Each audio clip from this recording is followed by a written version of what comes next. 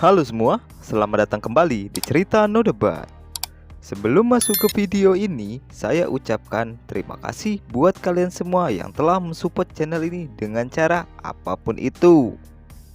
Jika ada salah kata dan ejaan asing, mohon dimaklumi ya cuy. Di video kali ini kita akan melanjutkan Strongest System Yanluo part kedua. Yang mana part 1 kemarin Fuchai yang tiba-tiba diserang oleh sosok makhluk hijau. Beruntungnya dia dapat menghindar. Sistem memberi saran untuk dirinya agar segera berlari, dikarenakan sosok hijau yang mereka hadapi adalah Raja Dunia Bawah. Dan lanjut menjelaskan, mereka menolak untuk kehadiran dua raja di dunia mereka sendiri. Apalagi dirinya adalah raja level rendah. Jika Anda sampai tertangkap, Anda akan mati. Jadi, berusahalah agar tidak tertangkap. Sang Raja Hijau pun kembali menyerang dengan aura biru muda berbentuk seperti naga yang melesat ke arah Fuchai. Fuchai pun pasrah akan nasibnya karena belum lama dia mati dan sekarang dia harus mati lagi. Tapi lagi-lagi keberuntungan menyelamatkannya. Sebelum sempat serangan menyentuhnya, sistem menteleportnya ke ruangan independen. Kemudian Fuchai lanjut bertanya, apa itu ruangan independen? Karena levelnya terlalu rendah, sistem tidak mampu untuk menjawab. Dengan raut kesal, dia tidak memperdulikannya dan memaksa sistem untuk memberitahunya sekarang. Tapi sistem tetaplah sistem. Dia hanya memberitahu bahwa ruangan tersebut hanya bertahan 5 menit. Jika Anda membangun istana, maka Anda akan dikirim keluar kembali. Kemudian sistem menunjukkan CCTV bahwa Raja Hijau sedang mencari keberadaannya. Dan lanjut memberinya pilihan, pergi sekarang entah kembali dan dihancurkan olehnya, atau lakukan apa yang saya katakan. Jangan banyak tanya karena kita tidak punya banyak waktu. Mendengar hal itu, Fuchai pun mengikuti semua arahan sistem, yang kemudian menggunakan Google Map untuk mencari wilayah yang tidak mempunyai raja. Karena dia pakai Telkomsel yang jaringannya kuat, akhirnya menemukan wilayah yang mereka cari. Peringatan, 8 dari dunia Tianlong memenuhi persyaratan untuk mendirikan istana baru. Raja telah diakui.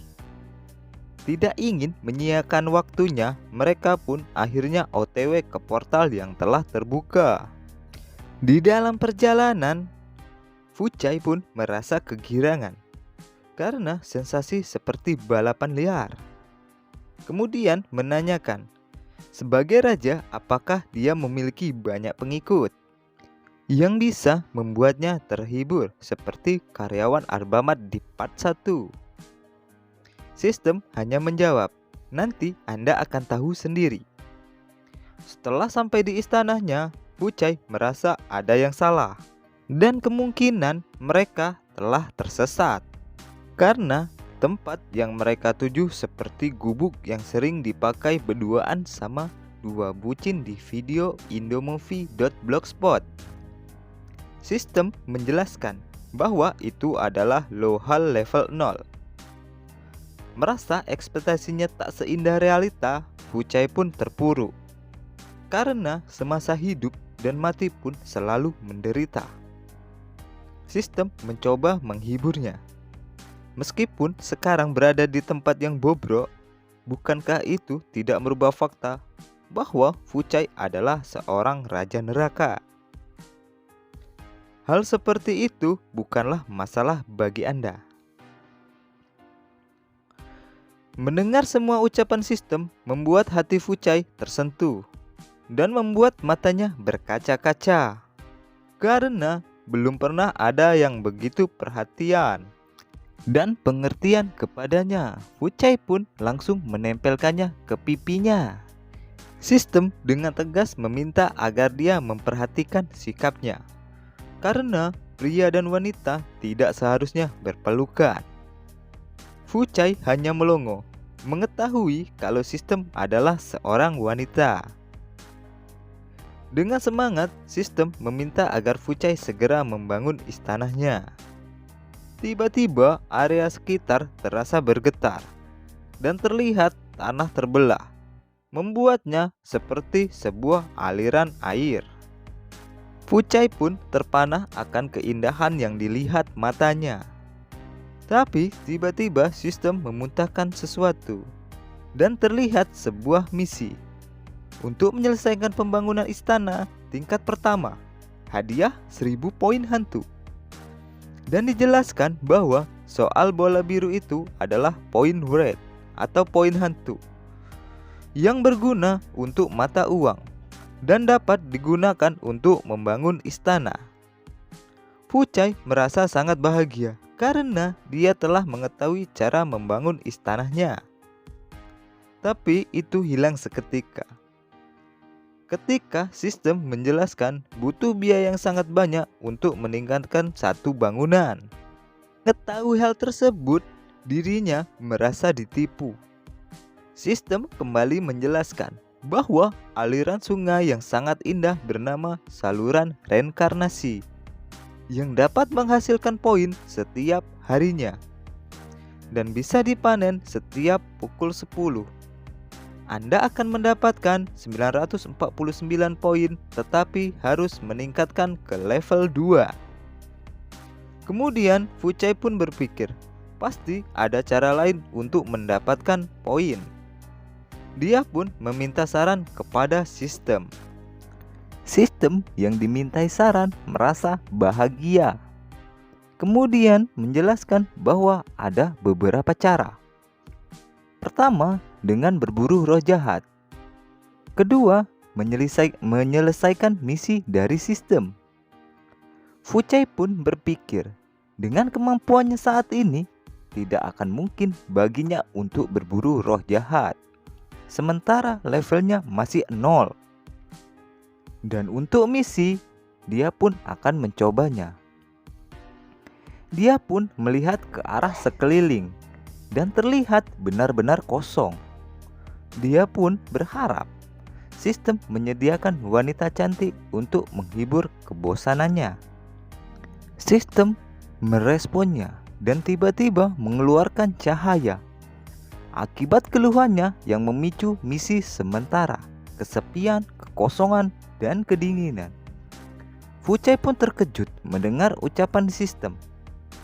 Jika Anda menolak, akan mendapatkan hukuman kehilangan 1001 poin.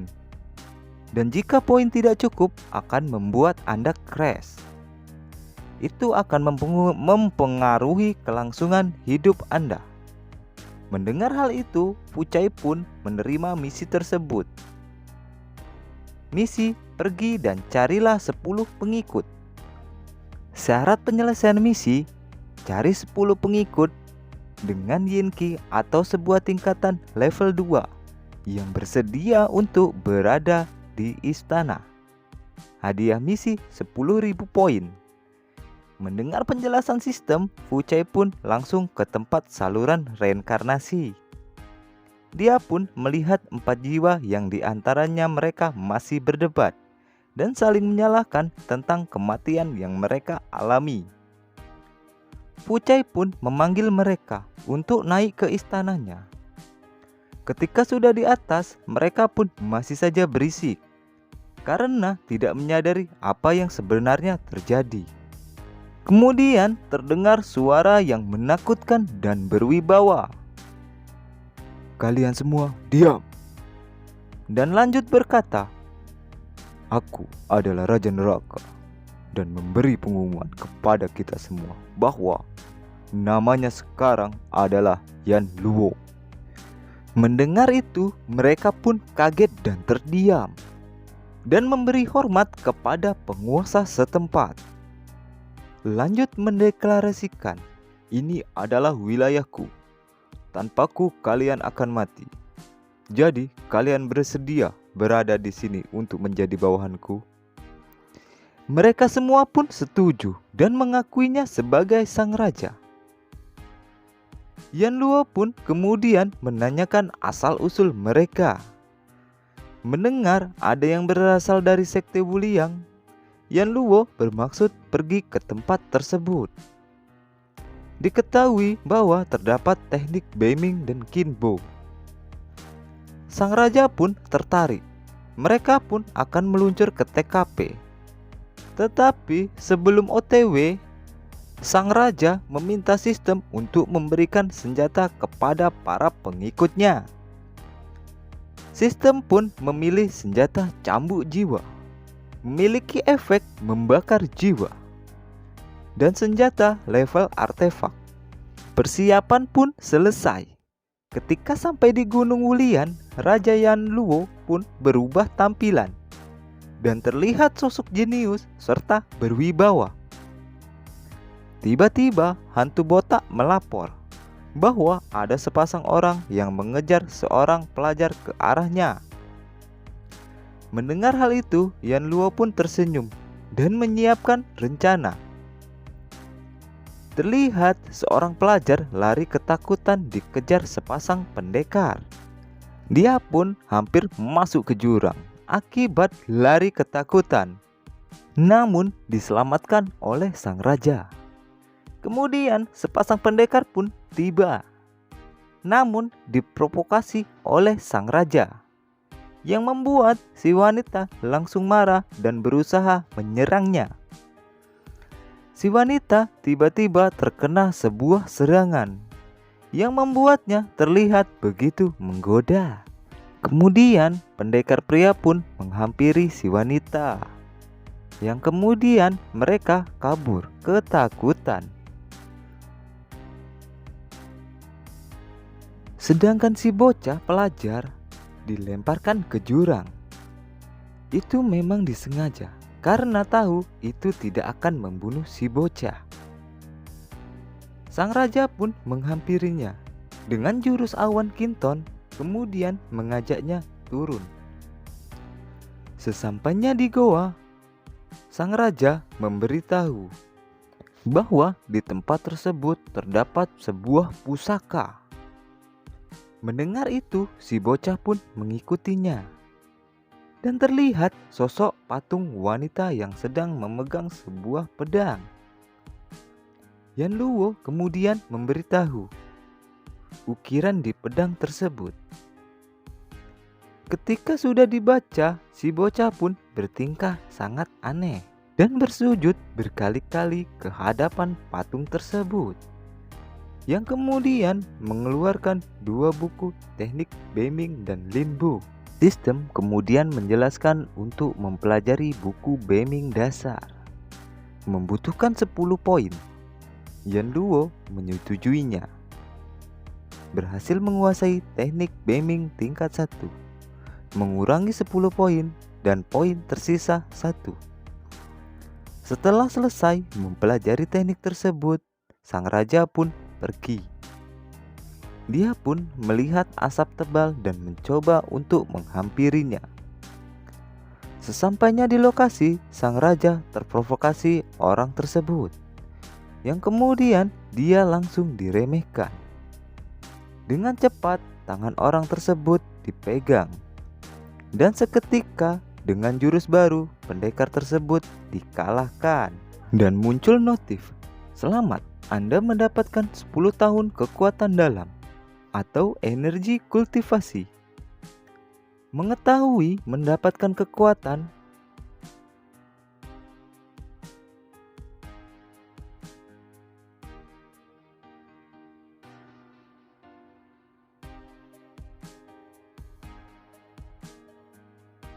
sang raja pun mencobanya. Dan seketika hancurlah dandang periuk nasi.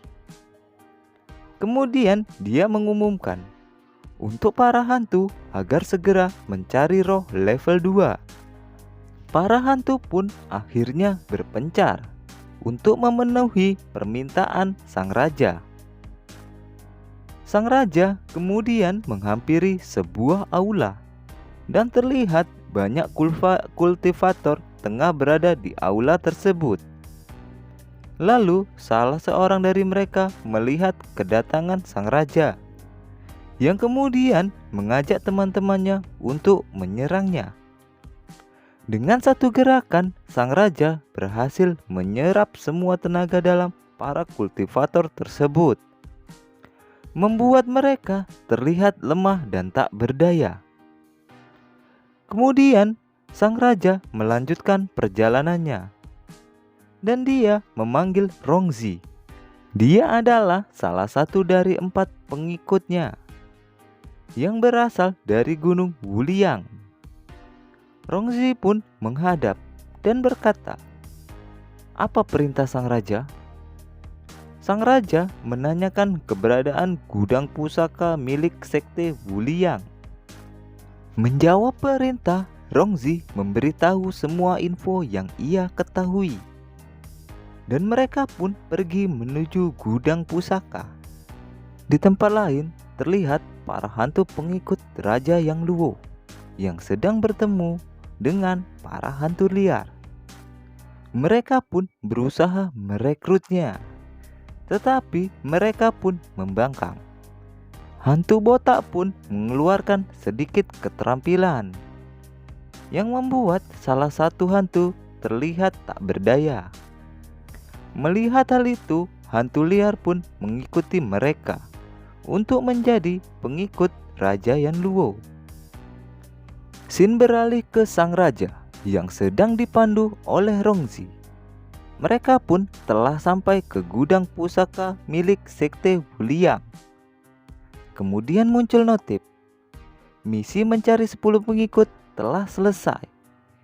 Mendapatkan 10.000 poin hantu. Dengan senyum licik, sang raja meminta sistem untuk meningkatkan teknik beaming dan limbo miliknya hingga ke tingkat yang paling tinggi.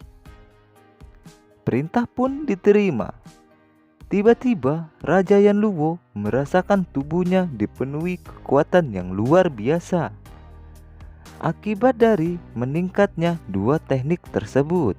Sistem kemudian menjelaskan bahwa pintu gudang pusaka terkunci. Gunakan 5 poin untuk membukanya. Mendengar hal itu, sang raja mengeluh karena merasa sistem sangat mata duitan dan merendahkan kekuatannya.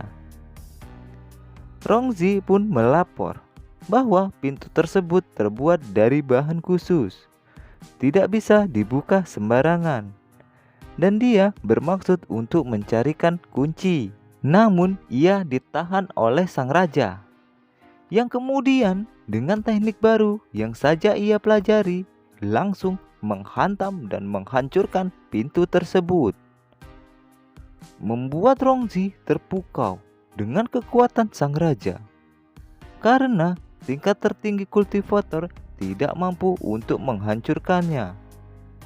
Tetapi sang raja dengan sekali serang pintu pun hancur. Tapi kerugian pun diterima sang raja karena tangannya terlihat hancur. Sistem menggunakan 5 poin untuk memperbaiki lengan sang raja. Sang raja pun merasa bahwa kekuatannya masih terlalu lemah. Mereka pun memasuki ruangan gudang dan terlihat banyak harta. Sistem pun mendeteksi 5.000 emas, 12.000 perak, 3 kilo mutiara, 27 barang antik, 17 buku level 1, dan yang terakhir 5 buku level 2. Sistem memperkirakan bisa ditukar dengan 90 poin. Apa ingin ditukar? Mendengar hal itu membuat sang raja jengkel karena hanya sedikit dan menuduh sistem telah korupsi. Kemudian ia pun berkata, emas, perak, mutiara simpan saja sampai yang lainnya ditukarkan. Mendapatkan 60 poin. Kemudian hantu botak pun menghadap dan melapor bahwa dia telah berhasil mengumpulkan hantu level 2. Sang raja memuji atas kinerjanya dan akan memberi hadiah setelah pulang. Mendengar hal itu membuat si hantu merasa terharu. Si hantu melanjutkan bahwa bocah pelajar dan seorang wanita sedang terkepung oleh segerombolan orang. Sang raja yang mendengar itu pun berangkat untuk melihat mereka. Dan terlihat bocah pelajar dan seorang wanita yang sedang berbicara. Dan dilanjutkan dengan seorang pria berambut merah yang terlihat begitu kesal karena merasa dirinya telah ditipu. Yang kemudian kita akan lanjut di part selanjutnya. Bye bye.